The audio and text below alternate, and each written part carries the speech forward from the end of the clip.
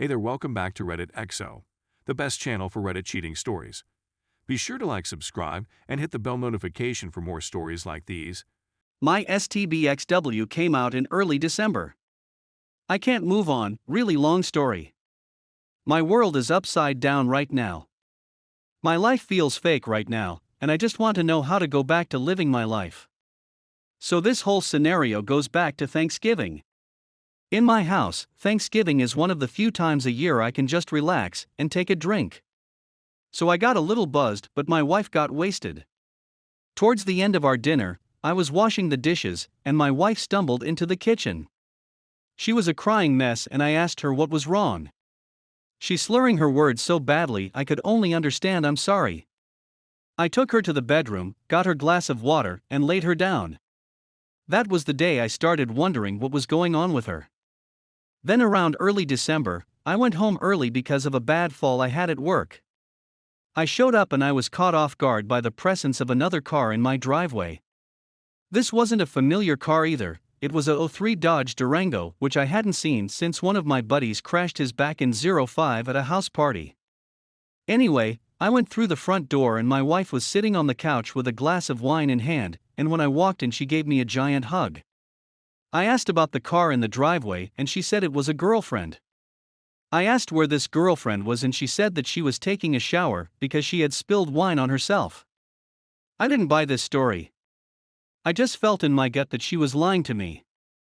So I asked again and she fed me the same story. I had an idea pop in my head at that moment. I just sat down and said I already know, that's why I came home early. Me and my buddies quit playing poker because I had an Oscar-worthy poker face, and that came into play here as well. She looked petrified and said no what? I told her that I already knew, and that I deserved to hear it from her. She broke. I don't think this would have worked if she hadn't already been drinking. She started apologizing and told me that she wasn't being her whole self, and she needed to open and honest with herself. On cue, the woman she had been seeing walked out of the bathroom. The woman froze when she saw me, then sat down next my wife and held her hand tightly. That was when it clicked for me, my poker face is good but not that good. My wife said I'm sorry you had to find out like this, but I can't keep pretending and wasting my life like this. This part makes me feel like a sissy. The combination of being a shell-shocked, disrespected, and sad became overwhelming, and I couldn't help but shed a few tears.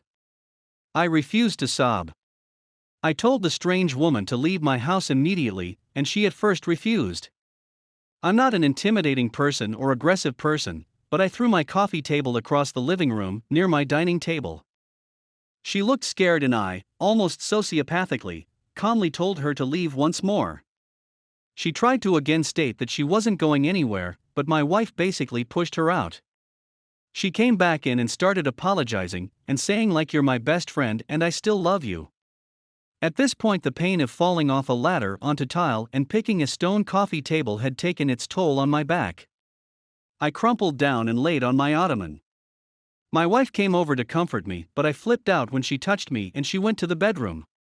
I slept right there on the ottoman. The rest of December was horrible. I really messed up my back and had to go to doctor. I was given some rather strong painkillers and a cane. The painkiller's side effect were drowsiness, so I was tired most of the time.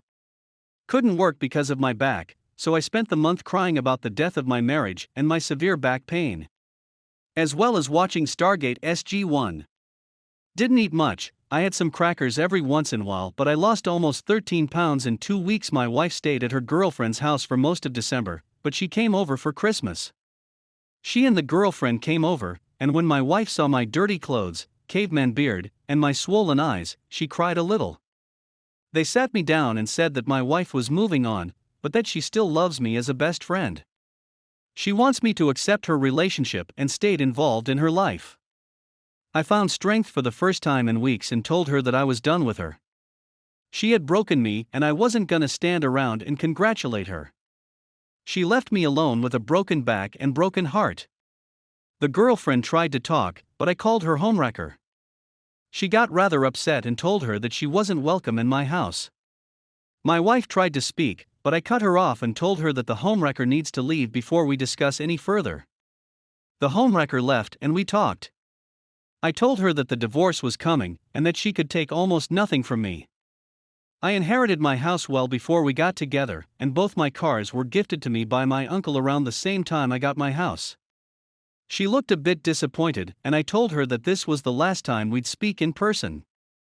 All communication would be through my attorney from now on. She begged to keep in touch, but I told her the truth on how I feel. I told that I thought about killing myself at least 10 times a day. I told her that she meant more to me than anything else in the world, but she betrayed me. I told her talking to her made me physically sick, and I felt literal pain. She understood that. So that's where I've been.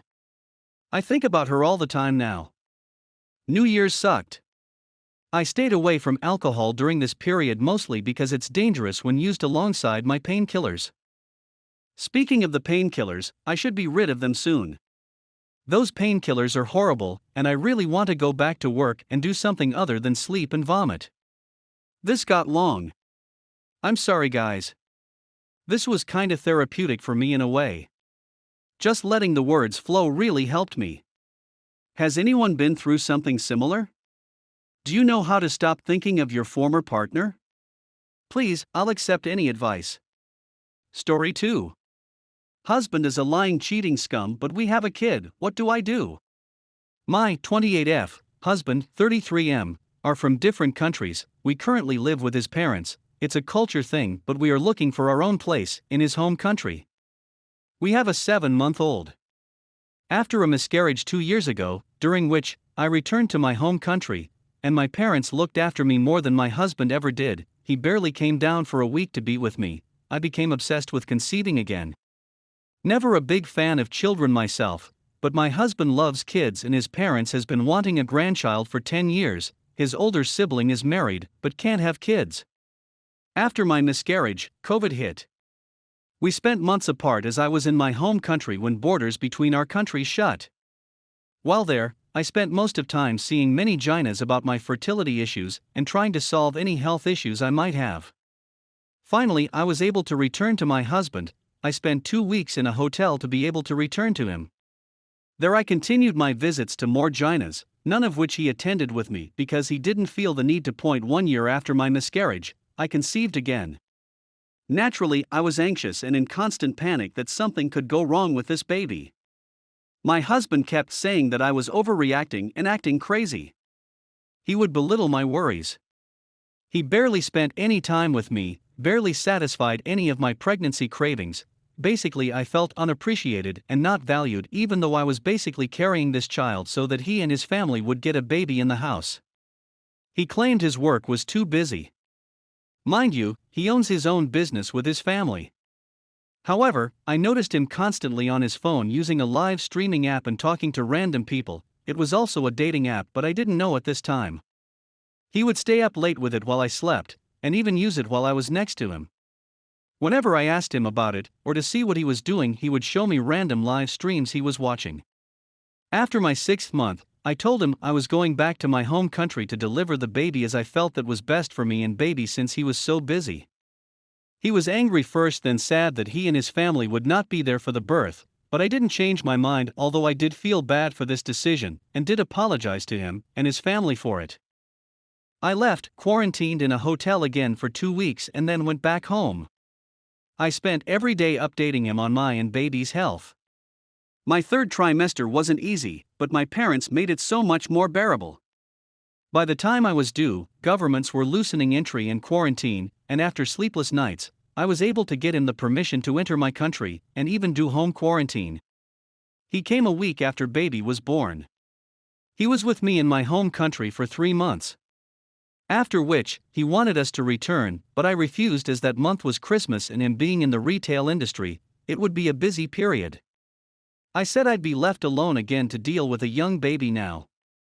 I didn't follow him back. I told him I'd come in a month's time after Christmas was done. Mind you, we don't celebrate Christmas.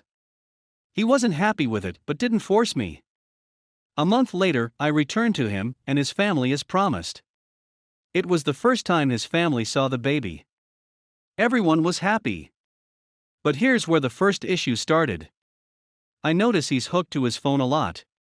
While we were watching something on his phone one night, a notification from a random woman pops up, and he dismisses it quickly. I became more wary. Finally, I decided to check his phone one night when he was asleep. I thought I'd find nothing and regret not trusting him, but I was wrong. I found that he had been texting a woman daily, heavily flirting and asking for photos. I was very hurt and disappointed. I confronted him about it, and he tried to downplay it at first, but then admitted it. He met her through the Livestream app, and broke down and asked for my forgiveness. I saw his sincerity and said we'd work past it.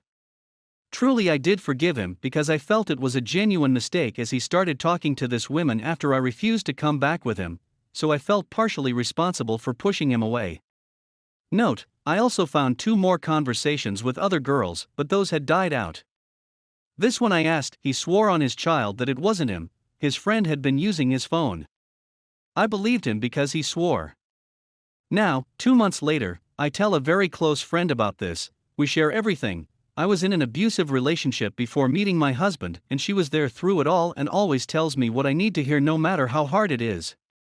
She asked if I'm so sure that it was a one-time occurrence, and calls me crazy when I mentioned the other 2 convos with girls which he said was his friend using his phone. TBH, I felt it was too, but I just wanted to move past the issue at the time. She tells me to check his phone again, go through messages with a close friend, male, that he made through the app.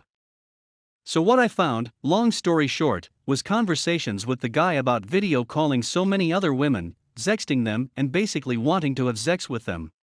He never mentioned actually having sex with them to his friend, so I can't know if he ever did it, but since most of the girls he spoke to were overseas and COVID was going on, I doubt he did. The more hurtful part is he did all this while I was still with him in his country, while I was pregnant, and he was basically ignoring me. For those who want to know, no, I didn't deny him sex.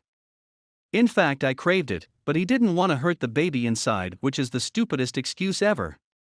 And he continued it after I left. He took a break while he was with me in my country for those 3 months, then continued when he came back. Also, when I confronted him about the first woman and whether he had done anything more, he lied and said that was his first time ever directly speaking to anyone on the app. He said he just liked watching streams. Another lie he told was that he only used one app, but I found out that he was on multiple apps using it to meet more women. Basically, he lied and cheated multiple times and doesn't have the balls to admit it. I am planning to confront him one more time. I feel like I am no longer interested in a relationship with this man, though I know I still love him. There is no more respect and trust. But we do have a child together now. So Reddit, what do I do? Edit, I have to include that ever since the first confrontation, he has been trying a lot harder to spend time with me and our child. He's an excellent father. With me, I definitely see his efforts to be there for me and give me priority, but I feel like they still aren't enough. Though I attribute that to just general ignorance. I don't think it has anything to do with the way he feels, because I can definitely say this man loves me. But I can't get past the kind of things he said and did behind my back, even if it's in the past, and he isn't doing it anymore. It's still lying if you hide the extent of your cheating when I demanded the full truth, right? Does he deserve another chance?